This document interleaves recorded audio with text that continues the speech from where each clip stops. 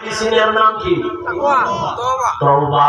সামনের গুনাহ থেকে বাঁচার মেডিসিনের নাম তাকওয়া। তাকওয়া অর্জন করতে হলে লাগবে আল্লাহর প্রিয় যারা ওলি তাদের নেক নজর, তাদের সাথে সম্পর্ক রাখো। দেখবা গুনাহ কম হবে, আল্লাহর ভয় অন্তরে চলে আসবে। দেখবা সামনের জীবনটাও পবিত্র।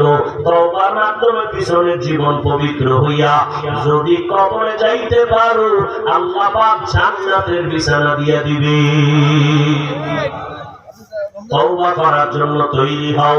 মনটাকে শুধু এতটুকু বুঝাও যে হাফিজ ভাই তো আমগো হুজুর হওয়ার কথা বলে নাই, হাফিজ ভাই তো আমগো পাগড়ি লাগাইবার জন্য তাকিদ দেয় নাই।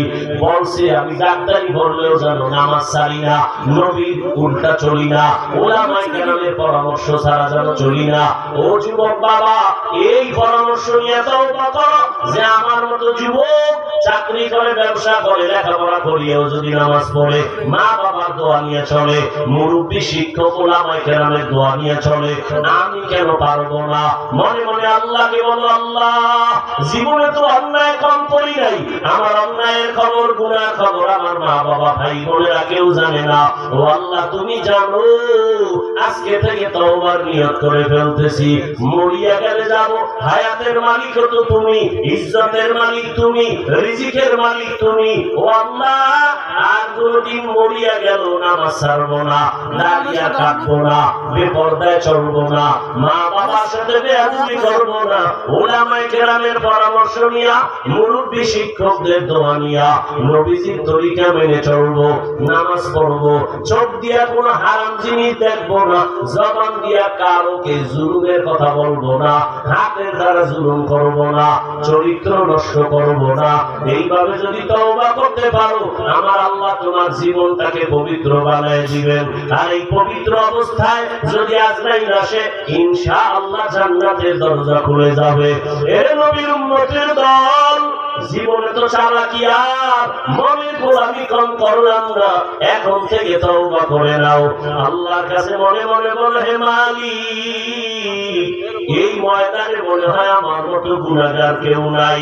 জীবনে কত নামাজ ছাড়লাম, কত বেপরদায় চললাম। ও আল্লাহ, তুমি জানার পরেও তো রাগ করিয়া পানি বন্ধ করো নাই, বাতাস বন্ধ করো নাই, খানা বন্ধ করো নাই। ও আল্লাহ, আজকে থেকে তওবার নিয়ত করে নিলাম, জীবনে আর নামাজ ছাড়বো না, বেপরদায় চলবো না, দাড়ি কাটবো না, মা বাবার দোয়া ছাড়া চলবো না। আল্লাহর কাছে যদি তওবা করো, আমার আল্লাহ মুহূর্তের মধ্যে জীবনের গুনাহ মাফ করবেন।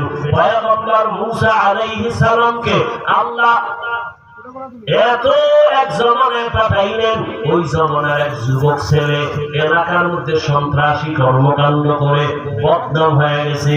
এলাকার সব মানুষ এক হইয়া মুসা নবীরে কয়, এই যুবকের এলাকা থেকে তাড়াইতে হবে। হাতে কয় রশি লাগাইয়া মা বাবা সহ রাজি হয়ে গেল, তাড়াইয়া দাও। এই ছেলের অত্যাচার আর চরিত্র এত খারাপ, আমি মা আমি বাবা সহ্য করতে পারি না। মুসা নবী অনুমতি নিয়ে সবাই বহু দূর জঙ্গলে পালায় দিল। হঠাৎ ওখানে যাইও তোরা, ওখান থেকে মুসা নবী জঙ্গলে পালায় দিছে, পাহাড়ের পাশে, ওখানে কেউ নাই। হঠাৎ যুবক হাতে পায়ে রশি লাগানো, পাহাড়ের ভেতরে একা একা এখন কাঁদে, ও মালিক, জীবনে তো উল্টা পাল্টা কম করি নাই। আমার ডানে বামে কত ভক্ত ছিল, আমার অন্যায়ের সহযোগিতা করত, আমাকে বাধা তো দিত না ভুলেও।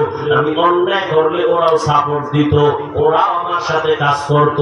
কিন্তু মাওলা, আজকে আমি একা হয়ে গেলাম, আমার এখন মরণের বিছানা, আমি অসুস্থ। কিন্তু মালিক, আমার আব্বা আম্মা যদি পাশে থাকতেন, আমার জন্য দোয়া করতেন মন দিয়া, ও আল্লাহ আমার ছেলেটারে সুস্থ বানাও। আমার যদি স্ত্রী থাকতো, আমার জন্য দোয়া করতো। ও আল্লাহ, আমি এখন একা, আমি চাই আর গুনাহ করবো না। ও আল্লাহ, আমি গুনাহ নিয়ে কবরে যাব না, আমার এই বদনাম নিয়ে মরণের বিছানায় যাব না। এই বলে কান্না শুরু করছে। আল্লাহ ওহী নাযিল করে কয়, মুসা অমুক এলাকায় যাও, আমার একজন বন্ধু আছে, যাইয়া তারে জানাজা দিয়া দাফন করাও। মুসা নবী আইয়া দেখে, ও গুনাহগার সন্ত্রাসী এই যুবকের লাশ পড়ে রয়েছে। মুসা নবী কয়, এ এত অন্যায় করছে, এলাকার মানুষ অভিযোগ দিল, এলাকা থেকে তাড়াই দিল, আল্লাহ তার বন্ধু, এটা কেমন কথা? আগে আল্লাহ অর্ডার নাই না দাফন টাফন কইরা আল্লাহর জিগে আল্লাহ এই লোকটা না সেই সন্ত্রাসী। তুমি আরে ওলি বলছো, বন্ধু বলছো কেন? এ তো অপরাধী, মা বাবার উপরে বেজার। আল্লাহ কইলে মুসা তুমি কি জানো না আমার এক নাম রহমান? তুমি কি জানো নি আমার এক নাম গফফার? এই বান্দা এমন কান্না দিছে, আমি চোখের পানি দেখে মায়া বাড়ছে। জীবনের এমন তওবা করেছে, আমি ওর জীবনের সব গুনাহ মাফ করে দিয়েছি। সুবহানাল্লাহ।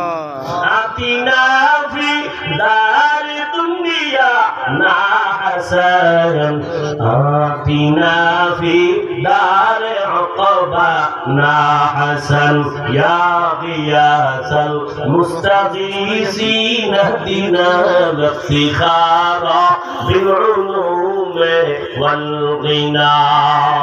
জীবন ভর বয়ান শুনে লাভ কি? বয়ান তো আপনারাও জানেন, কিন্তু আমলের খাতা যদি শূন্য হয়ে যায়, অতএব আমি বলবো ও এলাকার যুবক বাবারা, বৃদ্ধ বাবাজিরা, পর্দার আড়ালের মা বোনেরা, আল্লাহর কাছে তওবা করেন। আর মনে মনে বলেন, আর নামাজ ছাড়বেন না, বেপরদায় চলবেন না, আর দাড়ি কাটবেন না, মা বাবার দোয়া নিয়ে, আলেম ওলামাদের দোয়া নিয়ে চলবেন।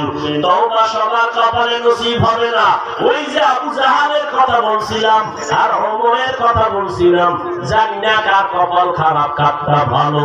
যাদের অন্তর তৈরি হয়েছে তওবা করার জন্য, মুনাফিকি অন্তরে নাই, তাদেরকে বলবো তওবার খাঁটি নিয়ত থাকলে দুটো হাত আমার আল্লাহকে দেখায়া দেন। আল্লাহ হাতগুলো কবুল করেন, তওবা কবুল করেন, তওবার উপরে মজবুত হইয়া চলার মতো তৌফিক দান করেন। আমিন।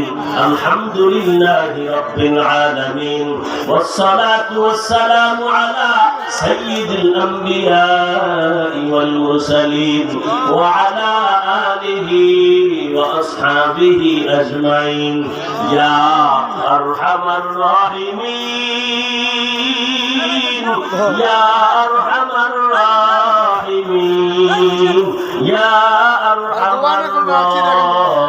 الراحمين رب ارحمهما كما